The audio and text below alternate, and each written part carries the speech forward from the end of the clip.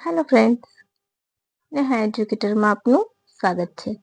આજે હું તમારા માટે લઈને આવી છું 29 માર્ચના મહત્વના કરંટ અફેર્સ, જે તમારી આવનારી પરીક્ષામાં તમને ખૂબ ઉપયોગી થશે અને તમને 1 માર્ક અપાવવામાં મદદરૂપ થશે. તો બિલકુલ પણ ટાઈમ બગાડ્યા વગર શરૂ કરી દઈશું. પરંતુ તે પહેલાં એક રિક્વેસ્ટ કે મારા વિડીયોની શરૂઆતથી લઈને અંત સુધી જરૂરથી જોજો, જેથી કરીને તમને પૂરા કન્ટેન્ટ અંગે માહિતી મળી રહે. ખરું ને ફ્રેન્ડ્સ? તો હવે આપણે આગળ વધી જઈશું. આજનો આપણો પ્રથમ પ્રશ્ન છે કે તાજેતરમાં પાપુઆ ન્યૂ ગિની દ્વારા તૃણાસ્પદ ભાષા, ખોટા વચનો, ખોટા સૂચનો અને પોર્નોગ્રાફીને નિયંત્રિત કરવા કઈ સોશિયલ સાઇટ પર પાપુઆ ન્યૂ ગિનીએ પ્રતિબંધ મૂક્યો છે? ઇન્સ્ટાગ્રામ, ફેસબુક, ઓટીટી પ્લેટફોર્મ કે પછી ટ્વિટર? બોલો. તમને ખ્યાલ હોય તો મને ફટાફટ આન્સર મેચ કરો.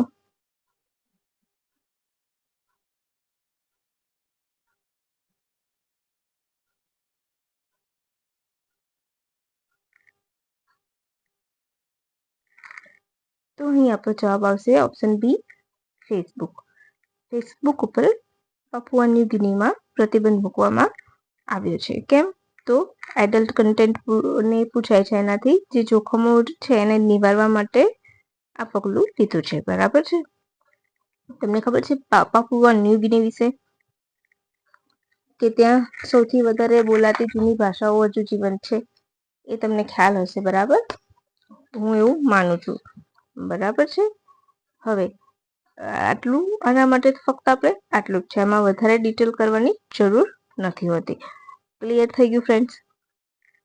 હવે નેક્સ્ટ ક્વેશ્ચન તરફ આગળ વધી જઈશું. ગૃહ અને સહકાર મંત્રી અમિત શાહે ઓલા અને ઉબેરના તર્જ પર નવી ટેક્સી સેવા શરૂ કરી છે, જેને શું નામ આપવામાં આવ્યું છે? હજુ એમણે હમણાં જાહેરાત કરી છે, એટલે કે વધારે ડિટેલ્સ આપશે તો હું તમને એની ડિટેલ સાથે માહિતી આપીશ. પરંતુ અત્યારે આપણે ફક્ત જે ઉપર માહિતી આવી છે એના ઉપરથી આપણે કરી લઈશું. Option A safe taxi, option B સરકારી ટેક્સી, ઓપ્શન સી સહકાર ટેક્સી, ઓપ્શન ડી યાત્રી સાથી. બોલો.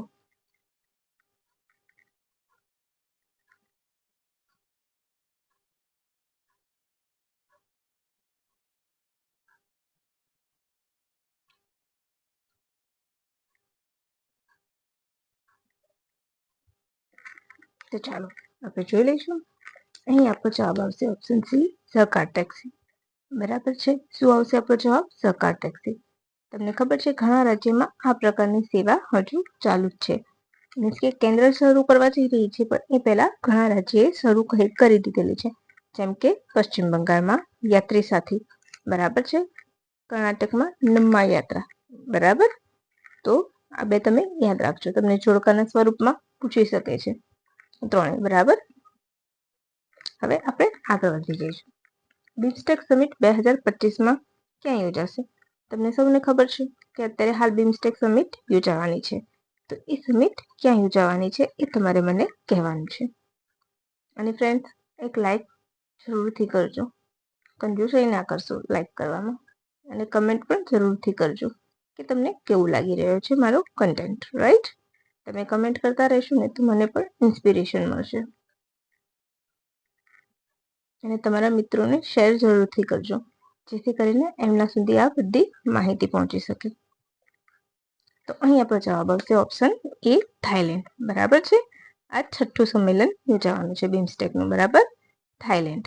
હવે આપણે જોઈ લઈશું થાઈલેન્ડના બેંકોકમાં પ્રધાનમંત્રી ત્યાં મુલાકાત લેવા ગયા છે. કેમ? તો બિમસ્ટેક સમિટમાં ભાગ લેવા ગયા છે, અને ત્યારબાદ એ શ્રીલંકા જશે. બરાબર? તો આપણે જોઈ લઈશું Bay of Bengal initiative for a multi sectoral technical and economic cooperation. 1997માં સ્થાપના, ઢાકા મુખ્ય મથક છે, હેડક્વાર્ટર. બરાબર છે? તો ઘણી વખત આવા વનલાઇનરમાં ઇઝી પણ ક્યારેક પૂછાઈ જતા હોય છે. રાઈટ? તો તમારે એનું બેઝિક સ્ટ્રક્ચર યાદ રાખવાનું. બે of Bengal initiative for a multi sectoral technical and economic કોર્પોરેશનની સ્થાપના 1997માં થઈ હતી, જેનું મુખ્ય મથક ઢાકામાં છે. ક્લિયર? હવે સભ્ય દેશ કોણ છે? તો ભારત, મ્યાનમાર, થાઈલેન્ડ, બાંગ્લાદેશ, ભૂટાન, શ્રીલંકા અને નેપાળ. કેટલા? 7 દેશો એના સભ્ય છે. ભારત, મ્યાનમાર, થાઈલેન્ડ, બાંગ્લાદેશ, ભૂટાન, શ્રીલંકા અને નેપાળ. બરાબર છે. આ વર્ષની અધ્યક્ષતા શ્રીલંકાના હાથમાં છે. થાઈલેન્ડના હાથમાં છે. એટલે કે અધ્યક્ષતા કોણ કરશે? થાઈલેન્ડમાં. બરાબર. થીમ શું છે? તો બિમસ્ટેક, પ્રોસ્પેરિયસ, રેઝિલિયન્ટ એન્ડ ઓપન. બરાબર. પ્રોસ્પેરિયસ, રેઝિલિયન્ટ એન્ડ ઓપન એ આ વર્ષની થીમ છે. અહીંયાથી વડાપ્રધાન મોદી આપણા સમિટમાં ભાગ લેશે અને ત્યારબાદ એ સમિટમાં ભાગ લીધા બાદ તેમણે જશે શ્રીલંકાની યાત્રાએ. બરાબર. ક્લિયર થઈ ગયા તમારા બધા પોઈન્ટ બિમસ્ટેક વિશે? તો બિમસ્ટેક તમારે બધી સંસ્થાઓ કરવી પડશે. જીપીએસસી એ ચોખ્ખું સિલેબસમાં લખેલું છે કે આપણે ઇન્ટરનેશનલ અને નેશનલ સંસ્થાઓ જેટલી પણ છે એ બધી કરવાની છે. તો મૂળ તો તમારે એનું બેઝ તમારે શું, કોઈ પણ સંસ્થા કરો તો એનું મૂળ, એની સ્થાપના કેમ થઈ હતી, ક્યારે થઈ હતી, એમાં નવા સભ્ય દેશો ક્યારે જોડાયા, એનું મૂળ હેતુ શું છે, એ હેતુ જળવાય છે કે નહીં, કદાચ કોઈ એગ્રીમેન્ટ હેઠળ થઈ હોય તો એ એગ્રીમેન્ટનું નામ, એ બધું જ તમારે એમાં કરવું પડશે. એ આ જીકે થઈ ગયું તમારું, રાઈટ? કરંટ અફેરની સાથે મેં તમારો એક જીકેનો પોઈન્ટ પણ ક્લિયર કરાવી દીધો. સમજાઈ ગયું ફ્રેન્ડ્સ? હવે આગળ વધીશું. જો મેં તમને અહીંયા જવાબ પણ આપેલા છે. તાજેતરમાં ભારતના કયા પાડોશી દેશમાં 7.7ની તીવ્રતાનો ભૂકંપ આવ્યો? બોલો. આનો અધૂરો જવાબ હું એક આપીશ તમને, તમારે મને કમેન્ટ કરવાનું છે. તો અહીંયા આપણો જવાબ આવશે ઓપ્શન સી, મ્યાનમાર. શું આવશે આપણો જવાબ? Option C, Myanmar. મ્યાનમારમાં 7.7ની તીવ્રતાનો ભૂકંપ આવ્યો છે. German research centre for geoscience મુજબ ભૂકંપ કેન્દ્ર 10 કિલોમીટર નીચે મ્યાનમારના મંડલે શહેરમાં હતું અને આ ભૂકંપ એટલો તીવ્ર હતો કે તેની અસર છેક થાઈલેન્ડ સુધી થઈ હતી. ક્લિયર? મોસ્ટ ઇમ્પોર્ટન્ટ ક્વેશ્ચન છે, યાદ રાખજો. એબલ પ્રાઇઝ 2025 કોને મળ્યું? બોલો. સૌ પ્રથમ તો કોને, શેના માટે આપવામાં આવે છે એ ખબર છે તમને? એબલ પ્રાઇઝ એટલે ચલો આપણે જોઈ લઈશું. મસાકી કાશીવારા, હેનરિક એબલ, જીયોન પીરે કે શ્રીનિવાસન એસ.આર. વર્ધન. એબલ પ્રાઇઝ 2025 મસાકી કાશીવારા, હેનરિક એબલ, જીયોન પીરે કે શ્રીનિવાસન એસ.આર. વર્ધનને આપવામાં આવ્યું છે. બોલો. તો આ એબલ પ્રાઇઝ મળ્યું છે ઓપ્શન એ, મસાકી કાશીવારાને. કોને? મસાકી કાશીવારાને મળ્યું છે. ક્લિયર? આમાં મેં તમને આન્સર અમુકમાં નથી કર્યા, પણ હું પીડીએફ શેર કરીશ ને તો તમને નીચે મળી જશે. તમને આ વિડીયોની પીડીએફ પણ ડિસ્ક્રિપ્શન બોક્સમાં મળશે, એટલે તમે ત્યાં જઈને ડાઉનલોડ કરી શકો છો. હું મારું ટ્વિટર આઈડી આપીશ, ત્યાં તમે મને ફોલો કરી શકો છો અને મારી વોટ્સઅપ ચેનલને પણ ફોલો કરી શકો છો, જેથી તમારે કોઈ પણ પીડીએફ ડાઉનલોડ કરવી હોય તો ઇઝીલી તમે ડાઉનલોડ કરી શકશો. ખરું ને ફ્રેન્ડ્સ? અને ફરીથી એક વખત લાઈક જરૂરથી કરજો. એબલ પ્રાઇઝ કોને મળ્યું છે? તો મસાકી કાશીવારા. બરાબર છે. ઓપ્શન એ, તેઓ જાપાનના છે. એબલ પ્રાઇઝ ગણિત ક્ષેત્રે યોગદાન આપનાર વ્યક્તિને આપવામાં આવે છે. જેનું વિશિષ્ટ યોગદાન હોય ગણિત ક્ષેત્રે એને એબલ પ્રાઇઝ કહેવામાં આવે છે અને આ ગણિતજ્ઞોનું નોબેલ પ્રાઇઝ કહેવાય છે. બરાબર. જેમ નોબેલ પ્રાઇઝની ગણના સૌથી હાઈએસ્ટ થાય છે, તો એબલ પ્રાઇઝ એ ગણિત વિશેષજ્ઞ હોય એના માટે સૌથી હાઈએસ્ટ સન્માન કહેવામાં આવે છે. હવે આપણે જોઈશું આ એવોર્ડ તેમને નોર્વેના ઓસ્લો ખાતે આપવામાં આવશે. તો ક્લિયર થઈ ગયું કે નોર્વેની સરકાર દ્વારા આપવામાં આવે છે. મસાકી જાપાનના છે, એ પણ ક્લિયર. બીજગણિત અને એનાલિસિસ માટે તેમજ રિપ્રેઝેન્ટેટિવ થિયરીમાં યોગદાન માટે આપવામાં આવ્યું છે. ઇનામી રાશિ તો 7,20,000 અમેરિકન ડોલર, એટલે કે 7.5 મિલિયન નોર્વેજિયન ક્રોનર આપવામાં આવે છે. 2003માં પ્રથમવાર, જો મેં ઓપ્શન મૂક્યું છે જીયોન પિયરે, તો 2003માં તેમણે પ્રથમ વખત મેળવ્યું હતું. હવે કોઈ ભારતીયને મળ્યું છે? ના, ભારતીય તો નથી, પરંતુ ભારતીય મૂળની વ્યક્તિ જરૂરથી છે. કોણ? તો શ્રીનિવાસન એસ.આર. વર્ધન. એ પ્રથમ ભારતીય મૂળની વ્યક્તિ છે કે જેને એબલ પ્રાઇઝ મળ્યું હતું. અત્યાર સુધી કોઈ ભારતીયને મળ્યું નથી. બરાબર છે. ક્લિયર થઈ ગયું? સમજાય છે ફ્રેન્ડ્સ કે આ એબલ પ્રાઇસ બહુ જ ઇમ્પોર્ટન્ટ ક્વેશ્ચન છે અને આ નેક્સ્ટ તમારી હું માનું છું ત્યાં સુધી તમારી પરીક્ષામાં આવશે અને આવશે જ. અને તમે મે બી કે તમને વિધાન વાક્યમાં પણ પૂછી શકે છે. સમજાય છે? તો તમારે આટલું યાદ રાખી લેવાનું, બરાબર? અને આ કયું સંસ્કરણ છે? 22મું એવોર્ડ રહેશે, રાઈટ? એ પણ તમે યાદ રાખી લેજો. હવે સમ ઇમ્પોર્ટન્ટ પોઈન્ટ્સ.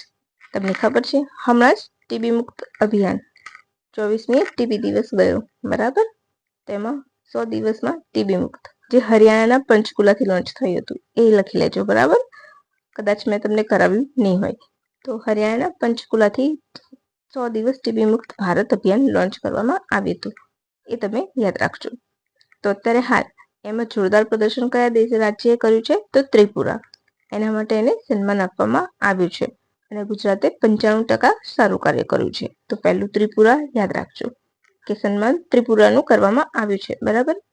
હવે હાલમાં પાર્લામેન્ટ દ્વારા ડિઝાસ્ટર મેનેજમેન્ટ બિલ એટલે કે આપત્તિ વ્યવસ્થાપન બિલ, બરાબર, ગુજરાતીમાં 2024માં ને સંસદની મંજૂરી મળી ગઈ. તો આપણે એના બિલ વિશેની મુખ્ય માહિતી તપાસી લઈશું કે એ તમારે જીપીએસસી વન લાઇનરમાં અથવા તો વિધાન વાક્યમાં પૂછશે તો તમે 100% કન્ફ્યુઝ થશો ફ્રેન્ડ્સ. એટલે મેં ક્વેશ્ચનના બદલે એક પેરેગ્રાફ તરીકે પોઈન્ટ્સ તરીકે તમને કરાવું છું જેથી કરીને બધા પોઈન્ટ્સ તમારા ક્લિયર થઈ જાય અને ક્લિયર થાય તો તમને વિધાન વાક્યમાં પૂછાય તો તમને આવડશે, બરાબર છે? કારણ કે પહેલા ભણવું જરૂરી છે અને પછી આવડે વિધાન વાક્ય આવડે. હું સીધું વિધાન બનાવીશ તો તમે ગૂંચવાઈ જશો. એટલા માટે મેં સિમ્પલ રેગ્યુલર જે મેથડમાં આપણે કરીએ છીએ સમ ઇમ્પોર્ટન્ટ પોઈન્ટ્સ એમાં મેં તેને આવરી લીધું છે. ચાલો, પાર્લામેન્ટ દ્વારા ડિઝાસ્ટર મેનેજમેન્ટ બિલ 2024ની સંસદમાં મંજૂરી મળી, જેમાં એનડીએમએ એટલે કે નેશનલ ડિઝાસ્ટર મેનેજમેન્ટ ઓથોરિટી અને સ્ટેટ ડિઝાસ્ટર મેનેજમેન્ટ ઓથોરિટી સાથે મળીને યોજનાઓ પર કામ કરશે. કોઈ પણ યોજના બનાવી હશે આપત્તિઓ ઉપર કુદરતી તો બંને સાથે મળીને કામ કરશે. આ સિવાય એનડીએમએ અને એસડીએમએ જળવાયુ પરિવહનથી જોડાયેલી આપત્તિનું મૂલ્યાંકન એટલે કે કોઈ આપત્તિ આવી તો એનું મૂલ્યાંકન કરશે, એના વિશે ટેકનિકલ માહિતી ભેગી કરશે અને રાહત મૂલ્ય નક્કી કરશે, બરાબર? અને સ્ટેટ લેવલ પર તેમજ કેન્દ્ર લેવલ પર બંને સાથે મળીને કોઈ ડેટાબેઝ એનો તૈયાર કરશે. પછી શહેરી ડિઝાસ્ટર મેનેજમેન્ટ ઓથોરિટી બનાવવામાં આવશે. કેવી? Urban disaster management authority. ઇંગ્લિશમાં કહીએ તો અર્બન ડિઝાસ્ટર મેનેજમેન્ટ ઓથોરિટી. એ ક્યાં બનશે? તો જે તે મોટું રાજ્ય હશે એની રાજધાનીમાં એટલે કે એની કેપિટલમાં અથવા તો સૌથી મોટા સિટીમાં બનશે. ક્લિયર? જેના અધ્યક્ષ કોણ બનશે? તો મ્યુનિસિપલ કમિશનર હશે અને ઉપાધ્યક્ષ કલેક્ટર, જિલ્લા કલેક્ટર, બરાબર? હવે નેક્સ્ટ ત્રીજો પોઈન્ટ એમનો અગત્યનો જોઈશું તો રાજ્યને પોતાનું સ્ટેટ ડિઝાસ્ટર રેપિડ ફોર્સ બનાવવાની અનુમતિ છે, પરંતુ એના નિયમોને આધીન, બરાબર? પછી એનસીએમસી એટલે કે નેશનલ ક્રાઇસિસ મેનેજમેન્ટ કમિટી પણ બનાવશે, બરાબર? એનડીએમએ ની નવી નિયુક્તિ માટે કેન્દ્રની મંજૂરી જરૂરી એટલે કે નવું એનડીએમએમાં જે નિમણૂક કરવી હોય તો કેન્દ્રની મંજૂરી એટલે કે કેન્દ્રને ઘણી બધી સત્તાઓ આપવામાં આવી છે. આ સિવાય ફંડિંગમાં એનડીઆરએફના 28,000 કરોડથી વધારીને 79,000 કરોડ કરવામાં આવ્યા અને એસડીઆરએફમાં 38,000 કરોડથી વધારીને 1.24 લાખ કરવામાં આવ્યા એટલે કે ફંડ વધારવામાં આવ્યું છે, બરાબર? તો જેમ કે બિલ રજૂ કરે તો હંમેશા એના વિરોધી મુદ્દાઓ પણ હોય. એના જે ઇસ્યુ હોય, કોઈ પણ સિક્કો હોય તેની સારી અને ખરાબ બંને બાજુ હોય. તો આપણે એના જે મેઇન સારા પોઈન્ટ છે એ જોયા. તો હવે તમારે જ્યારે કોઈ નિબંધ લખવાનો આવે કે એના વિશે લખવાનું આવે અથવા તો તમે મેઇન્સ લખવાના હોય એસટીઆઈ તો તમને આના વિશે પૂછે કે એના વિશે એમાં કઈ કમીઓ છે તમારા મતે. હાલમાં ભારત કેન્દ્ર સરકારે ડિઝાસ્ટર મેનેજમેન્ટ બિલ રજૂ કર્યું છે, એના વિશે તમારું મંતવ્ય રજૂ કરો કે એમાં શું સુધાર લાવી શકાય છે. આટલા શબ્દોમાં લખો. એવું કરે તો તમારે શું લખી શકો છો? તમને એના પોઈન્ટ્સ ખબર હશે તો તમારી રીતના તમે એને લખી શકશો. તો આપણે પ્રથમ મુદ્દો જોઈશું કે વિરોધ પક્ષે આરોપ મૂક્યો છે કે કેન્દ્રને મળેલી વધુ સત્તા રાજ્ય સરકારની ભૂમિકા કમજોર થઈ જશે. એટલે કે જે એનડીએમએને જે ઓથોરિટીઝ મળી છે વધારાની એના કારણે એના ઉપર અને રાજ્ય સરકારનું જે આપત્તિ વ્યવસ્થા સ્થાપન છે એ બંને ઉપર કેન્દ્રની નજર રહેશે, રાઈટ. તો એનાથી કે જે સ્ટેટ લેવલ પર જે કામ થાય છે એમાં ઓછી થઈ જશે, એની કમજોર થઈ જશે ભૂમિકા, રાઈટ. પછી એનડીઆરએફ પર ઘણા બધા નિયંત્રણો લાદ્યા છે ઘણી બધી બાબતોમાં કે એને પહેલા કેન્દ્રની મંજૂરી લેવી. તો એના કારણે કે સહાય કેન્દ્ર પાસે જતું હોય એટલે ઓબ્વિયસલી કે એમાં થોડોક જે રેગ્યુલર ટાઈમ થતો હોય એ લાગવાનો છે. તો એ લાગે એટલે રાહત પહોંચવા જે અફેક્ટેડ વ્યક્તિ હશે આપત્તિથી એના સુધી રાહતને સહાય પહોંચતા વાર લાગશે. એ પણ આરોપ વિરોધ પક્ષે મૂક્યો છે. ક્લિયર. એ સિવાય ક્લાઇમેટ ચેન્જ હેઠળ આવતી આપત્તિઓને નજરઅંદાજ કરી છે. જેમ કે ક્લાઇમેટ ચેન્જનું એકદમ અતિશય કોલ્ડ આવે છે, અતિશય હીટ વેવ આવે છે, તો એ બધું ક્લાઇમેટ ચેન્જનો એક ભાગ છે અને એના કારણે જે આપત્તિઓ આવે છે એને સદંતર નજરઅંદાજ કરી દીધી છે, બરાબર. એ સિવાય રાજ્ય વિશેષ રાહત કોષનો અભાવ છે. એટલે કે ઘણા રાજ્યો એવા છે કે જ્યાં કુદરતી આપત્તિઓ વારે વારે આવતી રહી છે. જેમ કે બિહાર છે, આંધ્રપ્રદેશમાં પૂરનું આવું છે, સાયક્લોન વારે ઘડી આવે છે ને ત્યાં ખૂબ બધું ખરાબ રીતના ખોરવાઈ જાય છે સેવાઓ. તો એના માટે જે સ્પેશિયલ રાહત કોષ આપવો જોઈએ રાજ્ય સરકારને, વિશેષ કહેવાય, બરાબર. એને વિશેષ રાહત કોષ, તો એને પણ એમાં કોઈ જોગવાઈ નથી. તો આ બધા એના ખરાબ પોઈન્ટ છે, બેક પોઈન્ટ છે, બરાબર, ખરાબ સાઈડ છે. તો તમને પૂછે તો તમે લખી શકો છો. ઇવન તમારે નિબંધ તરીકે પૂછાઈ શકે તો તમે નિબંધ તરીકે પણ આને વર્ણવી શકો છો, બરાબર છે, રાઈટ ફ્રેન્ડ્સ. તો બસ હવે આજ માટે આપણે આટલું જ રાખીશું. ફરીથી બીજી મસ્ત મજાની માહિતી સાથે 30મી માર્ચે ફરીથી મળીશું. સોરી, સન્ડે છે કાલે, એટલે 30 અને 31નું હું સાથે લઈને આવીશ નેક્સ્ટ ડે, એક પછી કાલના પછીના દિવસે, એટલે કે સોમવારે મળીશું, બરાબર ને ફ્રેન્ડ્સ. તો કેવું લાગ્યું તમને મારું વિડીયો? ગમ્યું હોય તો લાઈક, શેર, સબસ્ક્રાઈબ જરૂરથી કરજો અને તમારા મિત્રોને પણ સજેશન આપજો કે સબસ્ક્રાઈબ કરતા રહે, જેથી મારા આવનારા વિડીયો અંગેની માહિતી તમને ઇઝીલી મળી રહે. તો બસ ફ્રેન્ડ્સ, આજ માટે આટલું જ. ફરીથી કાલે મળીશું. આજે રજા લઈશું. By friends and have a nice day.